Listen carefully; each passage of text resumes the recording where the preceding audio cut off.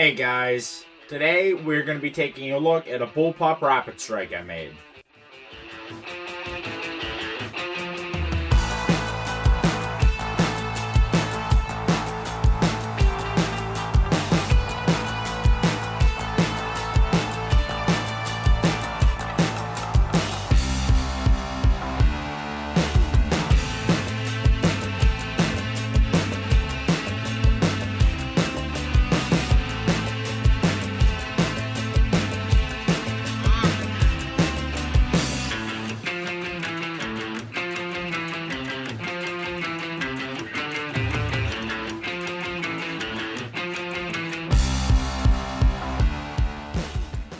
So this blaster started its life out as a Nerf Rapidstrike, which is right in here. And then wrapped around the back and the bottom front are a Nerf Zeus. And then up at the top is a long shot front gun. So yeah, if you guys remember on my channel a couple years ago, I did post another blaster that looked pretty much exactly like this. And I wanted to remake it since I had sold it previously to fund some projects. And it came out like this. So I'll give you guys a view here of the integration. You can see it's pretty smooth. Nothing really pops out at you. The only thing I'm kind of unhappy with is the barrel situation. I went through a couple different barrels with this blaster and I ended up going with a long shot front gun barrel, or a long strike barrel, and a Centurion muzzle.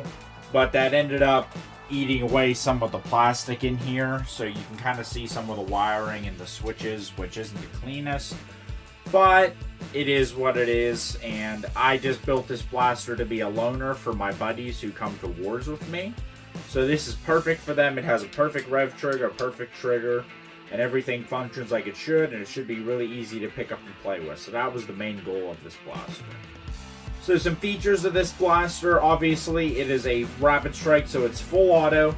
It has a rev switch down here and a firing switch right here. Other features include the folding sights.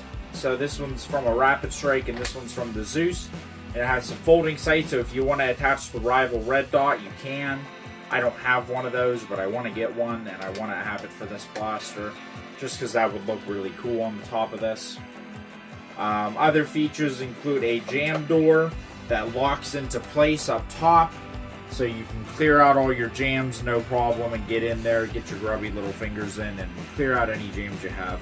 And this is supposed to spring forward, but since I painted it, the tolerances are a little looser, so I got to go back in there and lubricate it and maybe add a stronger spring. But other than that, it still works as it should. It just doesn't spring forward like it's supposed to. I have a video of that on my Instagram if you want to see that working like it should, but it does serve its purpose and it works. So, as you can see down here, this blaster is half dart only. It has a half dart pusher and it has a half dart Magwell from Thingiverse. Gives it a nice long paddle in the back and gives it a nice feel. There we go. Gives it a nice feel when you're pulling out the bag and everything, and that just this 3D printed part replaces the inner Magwell of the Rapidstrike, so it locks in there and it's really solid. I do really like the way that turned out. I'm glad I was able to print that before my printer went bad word. So the last feature of this blaster is the battery tray. Now if you guys know a Zeus, you'd think it would be right here, but the jam door gets in the way. So actually the battery is powered by an external battery pack, and the lead is right there. You can barely see it with the black. That was kind of the point. It's right there, and it plugs in. I will show it to you real quick. This is my ghetto external battery pack. I made this. It has nice wiring and everything, but the pack itself is just kind of ghetto. I could have 3D printed something, but I didn't want to. So it's just a Tupperware container with a bunch of foam inside, and it holds my biggest LiPo, which is a 3S. And I can fit a lot bigger of a battery in here. It just, because this foam is squishy, it just sits in there nice and tight, and it has a wire coming through, and it runs into this coiled wire. This coiled wire can extend all the way up to 12 feet, so it's not going to be a problem running around and if you have to set the blaster down. And then there's your LiPo lead. It is actually the opposite plug of a LiPo battery, so you can't actually just plug a LiPo into the side of that. I made that as a safety feature so that if somebody picked up the blaster and wanted to use it, they would have to use the external battery pack. So as you can see, your LiPo lead just plugs right in there, and then your blaster is ready to go. So it just hangs off the back down there, and as long as you shoulder it pretty decently, it's not really in the way. It's kind of under my armpit here. So it gets in, it's pretty nice, and you can do all you need to do with having the battery pack on your back. Now, by I mean on my back is on my gear here. If we turn my guy around here, you'll see this little back pack here. It's a little bag. I bought this case just specifically because it fit directly into this bag with a little bit of force.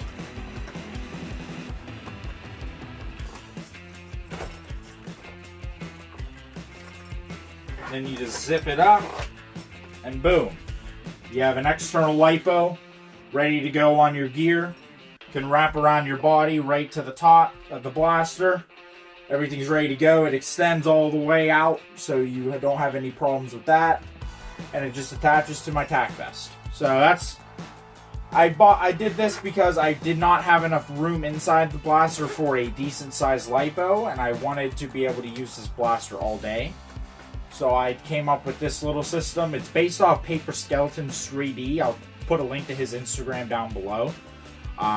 He came up with this idea first using a PWM selector and stuff, so you can actually change the voltage going through the blaster and everything. I did not go that route. I ended up just making it as simple as possible, and his looks really nice and it looks amazing.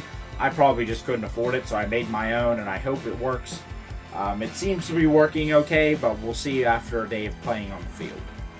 So for the paint job, this blaster was sprayed with a Rust-Oleum black and then a Rust-Oleum blue over top of that.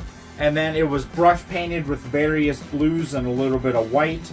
And then it has some paint detail with pink Citadel. So it has some pink Citadel detailing. I hope you can see that. The light's not the best in here today.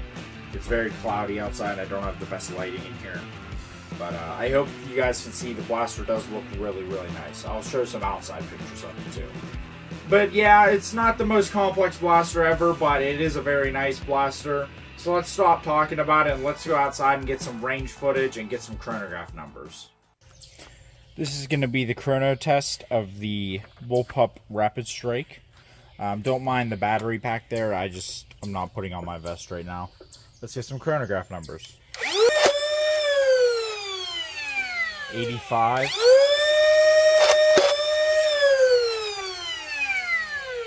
85.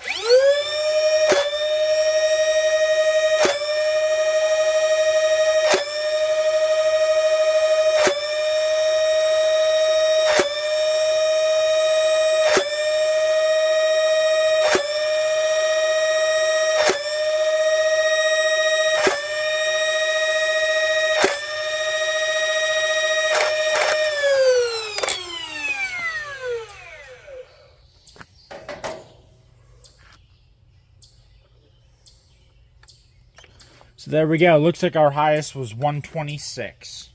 And as you can see, obviously this is brand new. The wheels have never been used or anything, so it's going to build up dart dust and get more powerful over time. So just give it the benefit of the doubt. Now we're just going to be getting some range claims off the blaster. Just shooting down range, not really trying to hit anything, just seeing where the darts go.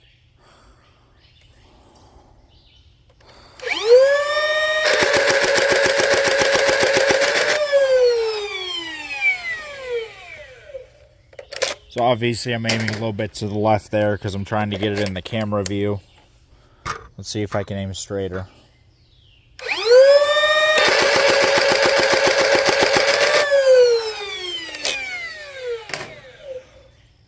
Got one more mag here. We'll go single fire and then full auto.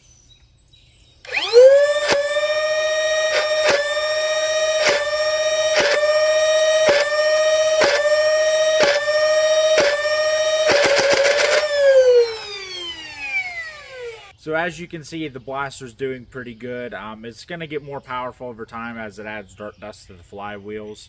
And it's doing pretty good. It's getting about halfway down my range, which is typical engagement distance for my wars. And should be a nice plinker for my buddy. So yeah, as you guys can see, the blaster's hitting pretty dang well. And it's performing just as it should. And I'm very glad I built this blaster again. It's one of my favorite ones I came up with back in the last couple years. It's a very comfy shell. It fits the body, my body very well, and everything's nice. The only thing I'd do differently if I had to remake this is I'd make the Rapidstrike half dart only, so there's no 3D printed adapter, and that'll bring the length of pull in a little bit, which would be a little nicer. It's not horrible right now, but if it was like half-inch shorter, it'd be pretty dang nice. So, but if you guys like this kind of content, please like, comment, and subscribe. And I hope you guys stick around for my future videos, as I have some cool videos coming out. And thank you guys so much for watching. And as always, have a great day.